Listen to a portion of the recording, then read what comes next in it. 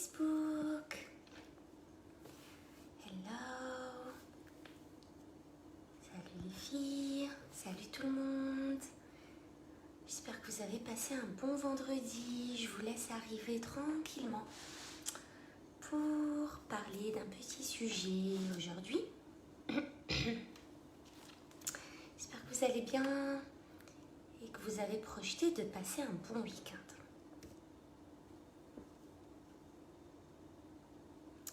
Dites-moi quand vous arrivez, dites-moi quand vous êtes là, dites-moi quand vous regardez, comme ça je vous fais un petit coucou. Alors aujourd'hui, j'aimerais parler avec vous de l'importance de la responsabilisation. Alors évidemment, ce sujet, je l'ai traité, retraité, parce que c'est juste extraordinaire. Salut Christelle!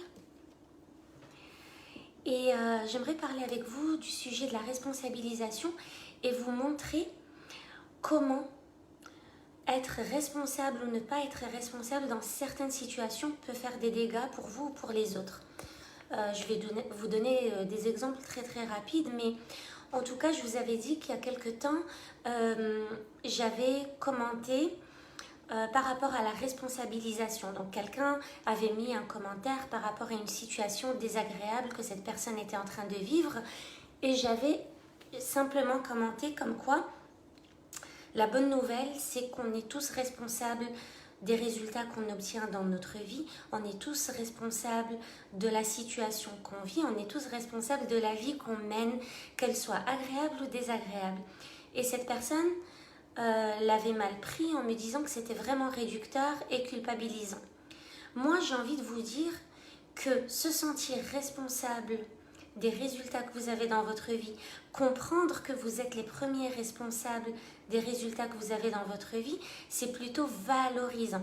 Pourquoi? Parce que ça vous redonne du pouvoir sur votre vie. Vous ne laissez pas vos clés à quelqu'un d'autre, c'est vous qui avez les clés et du coup, ça vous dit que vous êtes capable et vous avez la possibilité de gérer votre vie et de piloter votre vie. Donc, c'est plutôt valorisant. Maintenant, je vais vous donner deux exemples, on va dire atypiques, de la notion de responsabilisation. Je vais vous donner deux exemples de situations réellement vécues, l'une aux États-Unis avec la police américaine et l'une en France avec des agents de verbalisation. Disclaimer, évidemment, je ne suis pas là pour faire des généralisations ou pour dire que l'un est meilleur que l'autre, etc. C'est pas ça, mais ça, c'est deux situations vécues et je ne suis pas là non plus pour dénigrer ce qui se passe avec certains policiers aux États-Unis et je ne suis pas là pour parler de ce qui se passe avec la police en France, ça n'a absolument rien à voir, c'est juste deux situations, des exemples que j'ai vécus et qui sont vraiment représentatifs de la notion de responsabilisation. Alors, un jour aux États-Unis, je devais emmener ma mère à l'aéroport de Chicago pour qu'elle revienne en France. On est parti assez à l'avance, on n'était pas loin de Chicago, on était à peu près à 1 heure de route, on s'est arrêté au lac Michigan. On voulait se balader un peu avant d'aller prendre l'avion. Et ce qui s'est passé, c'est que je me suis enfermée à l'extérieur de ma voiture. Donc j'ai claqué la porte avec mon sac, mon téléphone et les clés de ma voiture à l'intérieur. Et à l'époque, c'était en 2008-2009. À cette époque-là, cette voiture-là, c'était pas une voiture automatique. Elle devait encore s'ouvrir avec le petit crochet à l'intérieur, etc. Donc, vous imaginez la panique totale. Il y a les bagages, il y a son passeport, il y a mes affaires, il y a mon téléphone, les clés de la voiture, les clés de la maison, tout à l'intérieur de la voiture. Et ce jour-là, le lac Michigan était désert parce qu'apparemment, il y avait une grande manifestation ou exposition, je ne sais pas ce qu'il y avait, un grand événement. Et tous les policiers de la ville étaient mobilisés à cet événement-là. Et du coup, la panique totale, qu'est-ce que je fais? Il faut absolument qu'on trouve une solution. Je trouve quelqu'un, une personne, partout. Il y avait 7 personnes-là qui pouvaient me prêter son téléphone pour que j'appelle la police.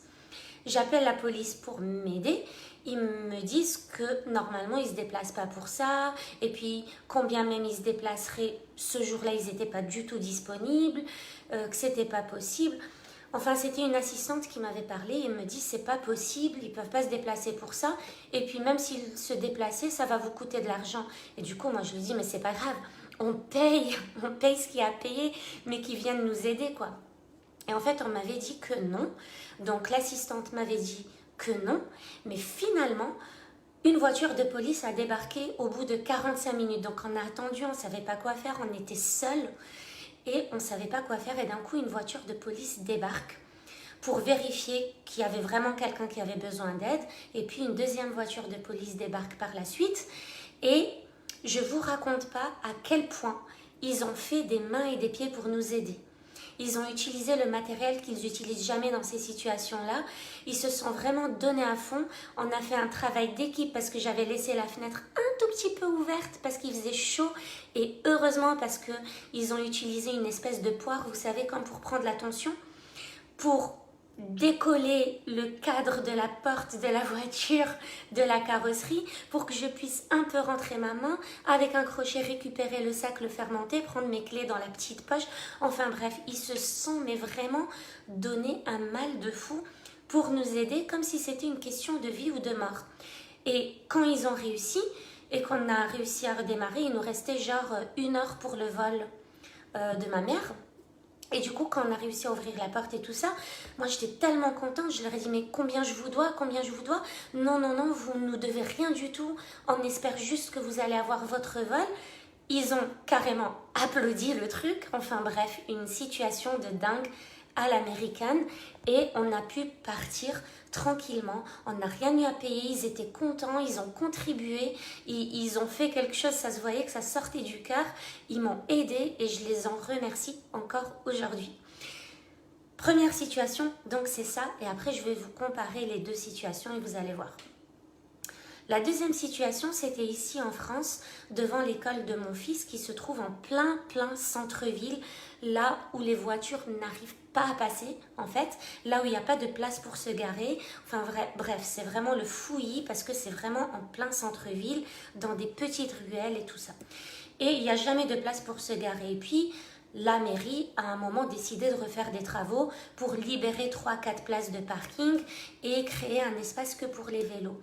Pendant ces travaux-là, on nous a dit de patienter. On a reçu un email pour nous dire de patienter. Coucou Khadija.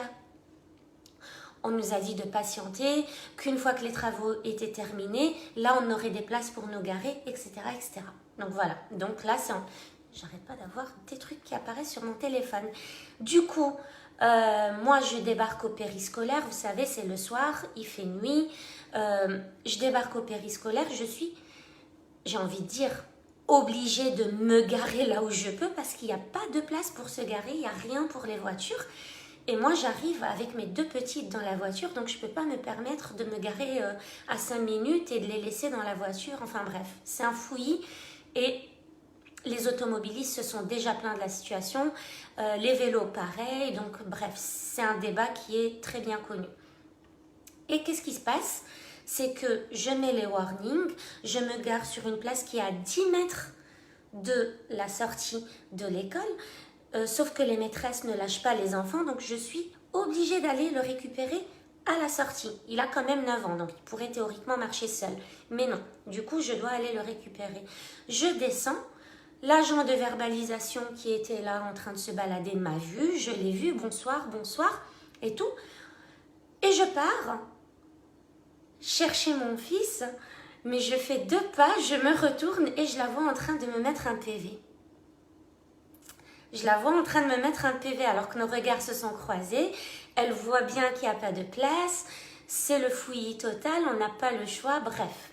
Je la vois en train de me mettre un PV. Je cours vers elle, non, non, non, non, s'il vous plaît, vous n'allez pas me mettre un PV.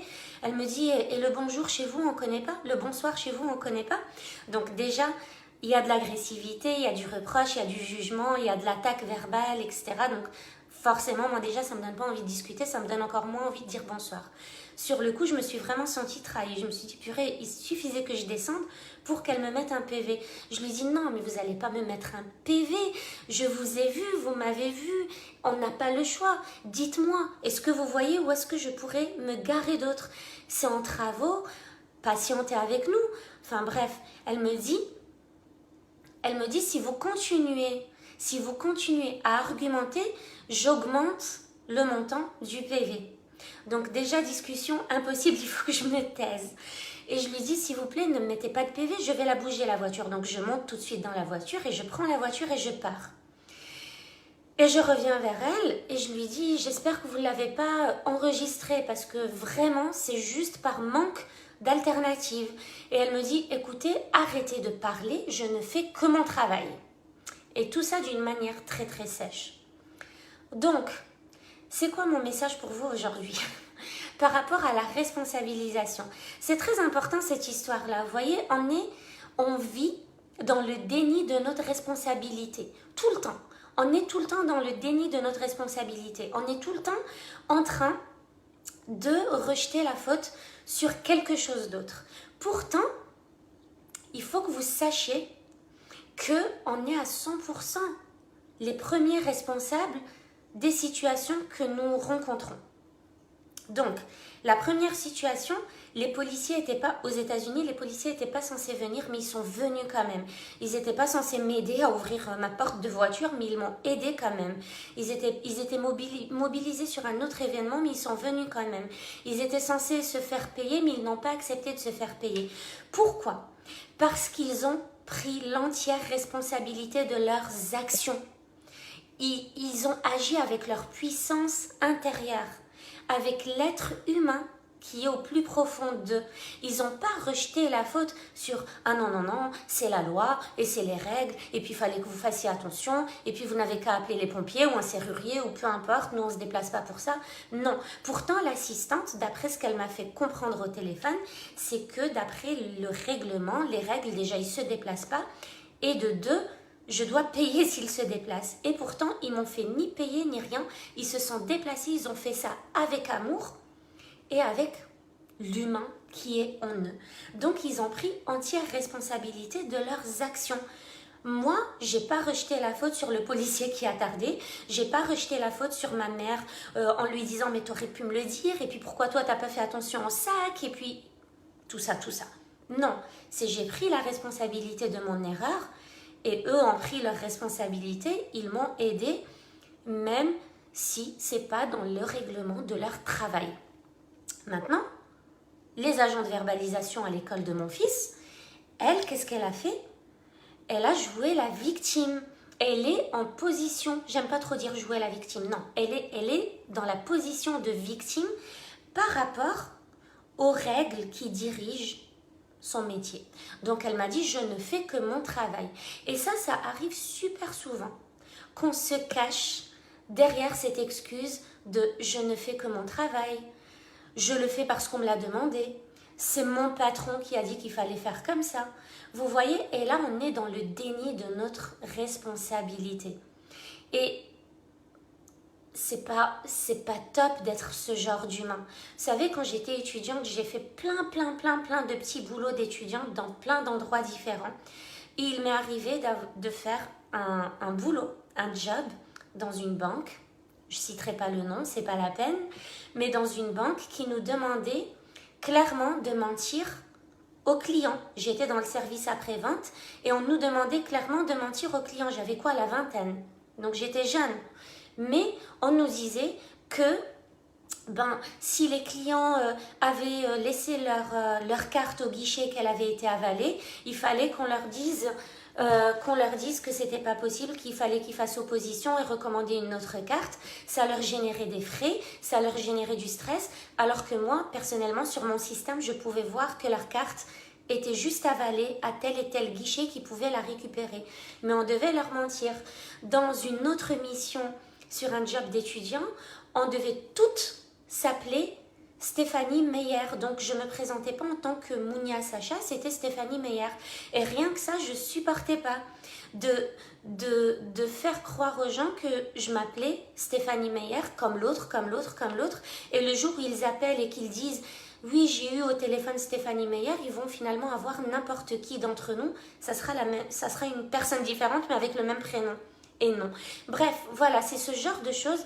Est-ce que vous acceptez de jouer le jeu et de vous cacher derrière « c'est mon patron qui a dit, c'est comme ça, dans ce boulot ça se passe comme ça » ou est-ce que vous acceptez de faire appel à votre puissance intérieure en vous affirmant en, en ayant confiance en vous et en l'être qui vous êtes pour prendre l'entière responsabilité de vos actions.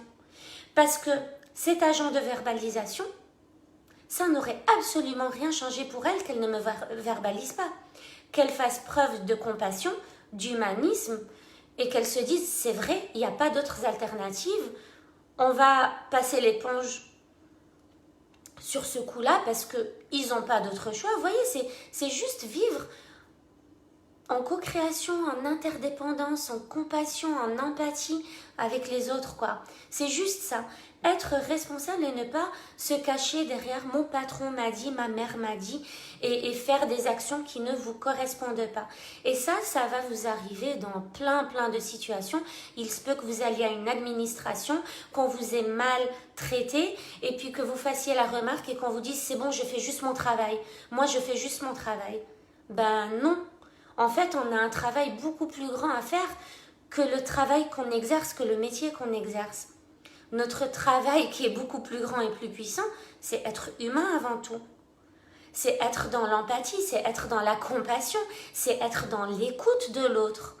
L'écoute de celui qui vient à vous avec une problématique, de celui qui vous dit « s'il vous plaît, j'ai juste besoin de votre aide ». On s'en fiche du costume que vous portez ou qu'on porte à ce moment-là.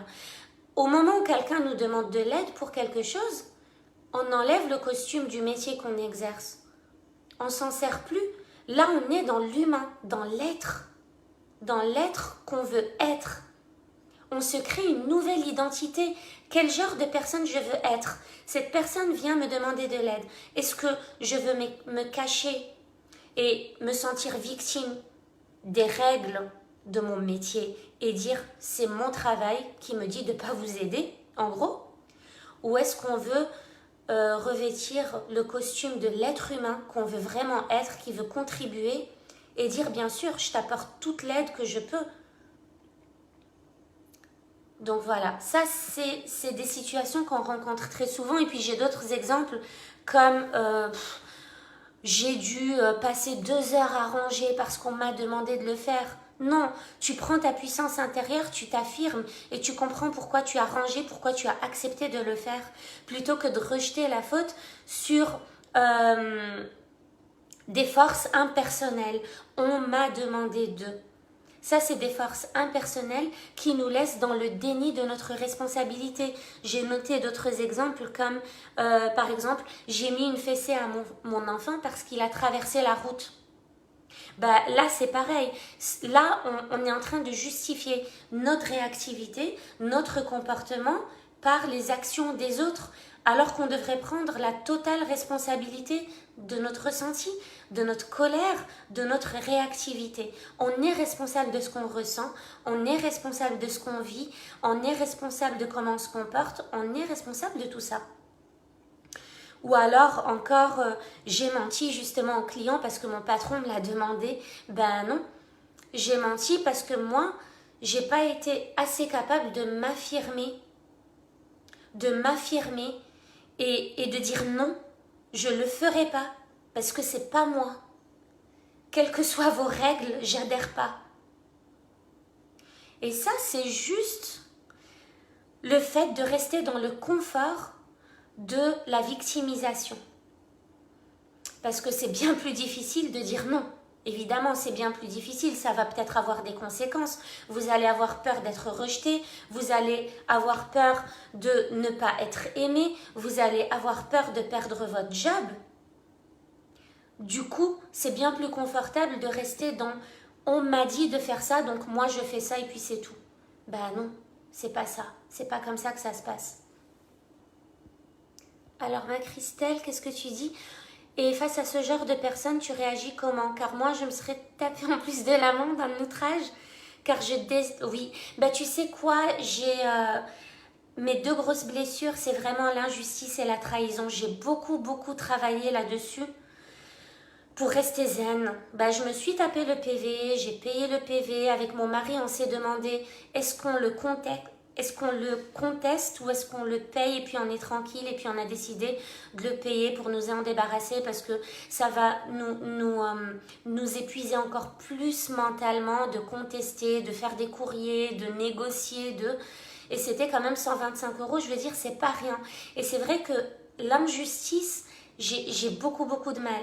Mais voilà, c'est soit on se trouve devant un mur, soit on se trouve devant des personnes qui justement ont choisi de faire vivre, de laisser la vie couler, déborder, la vie qui est en eux déborder. Et c'est ce qui m'est arrivé aux États-Unis. Ces policiers n'avaient pas à faire ce qu'ils ont fait et pourtant ils l'ont fait, ils m'ont absolument rien demandé en retour. Ils étaient juste contents que je puisse attraper l'avion, quoi, que je puisse choper le vol à temps.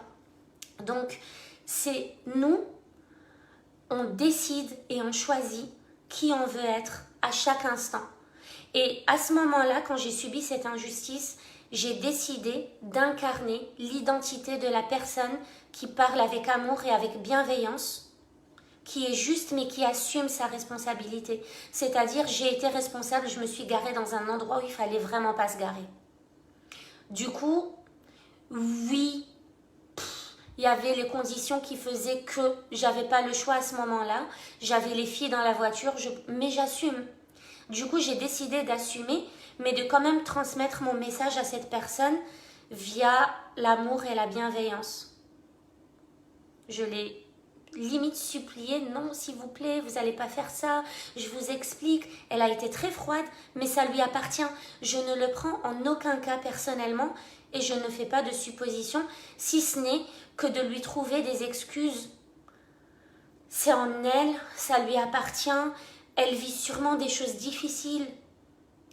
Elle vit sûrement dans le jugement, elle vit sûrement dans la punition. Vous savez, on est dans une société qui punit.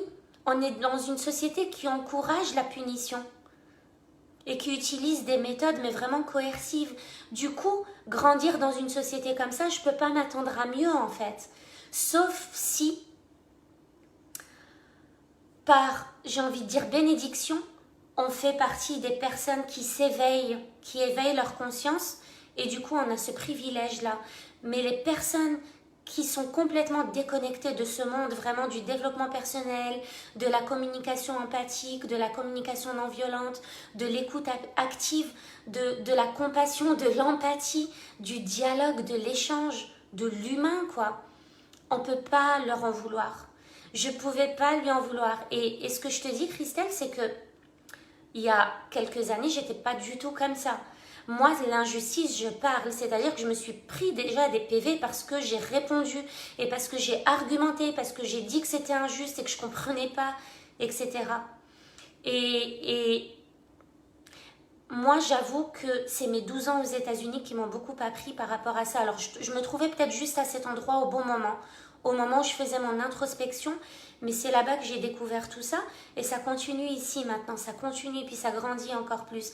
Mais c'est vraiment toi qui décides de qui tu veux être et qui tu veux incarner à chaque instant de ta vie. À chaque instant de ta vie. La blessure de l'injustice, c'est toi qui décides de comment tu veux la gérer et de comment tu veux te diriger. Et comment tu peux l'assouplir pour qu'elle ne t'impacte pas encore plus et que tu te retrouves dans la culpabilité et le remords. En fait, moi, j'ai compris aujourd'hui que mes mots avaient un gros impact, surtout sur moi. C'est-à-dire, c'est facile d'insulter les autres ou de leur faire des remarques, des critiques, des reproches, mais finalement, c'est toi qui vas être plus impacté par ce qui est sorti de toi que la personne que tu as en face de toi. Et ça, je veux pas, parce que la culpabilité, c'est le sentiment le plus lourd de tous. Et je sais que je le vis pas bien. Du coup, j'évite de dire des choses qui vont me faire culpabiliser. Voilà, mais en tout cas, la responsabilisation dans tous nos métiers, on peut décider d'être humain. Avec un cadre, avec des limites, avec amour et bienveillance. Mais on peut être humain sans avoir peur qu'on nous marche dessus. C'est pas parce que vous allez aider une personne aujourd'hui que demain vous en aurez 10. Ça, c'est aussi une croyance. C'est pas parce que aujourd'hui vous avez décidé de vous focaliser sur le dossier de quelqu'un pour faire avancer son administratif que demain vous allez avoir 10 personnes qui voudront que... Vous voyez, c'est juste des croyances. En fait, vous pouvez rester gentil, vous pouvez rester généreux. La croyance trop bon, trop con n'est pas vraie du tout. C'est pas vrai. Vous pouvez être super bon et quand même poser un cadre et poser des limites à votre bonté pour pas qu'elle vous impacte et pour pas que les autres empiètent sur votre cadre. Mais vous pouvez rester bon. Et il n'y a aucun métier où on vous demande d'être méchant. Et si c'est un métier où c'est le cas, c'est que c'est pas un métier pour vous. Si ça vous déclenche, c'est que c'est pas un métier pour vous. Et c'est vrai que il y a beaucoup de monde qui exerce des métiers qui sont dans des jobs qui ne leur plaisent pas du tout. Et c'est dommage, parce que vous avez tous et toutes le potentiel d'exercer le métier que vous voulez, qui vous convient. Mais bon, ça c'est une autre histoire. Voilà les filles, ça c'était mon message pour ce soir. J'espère que ça vous aura fait prendre conscience de certaines choses, que mon but c'est aussi de nous aider toutes à toujours passer à un autre niveau de conscience et à toujours passer à un autre niveau de connaissance et à un niveau supérieur dans notre vie. Toujours.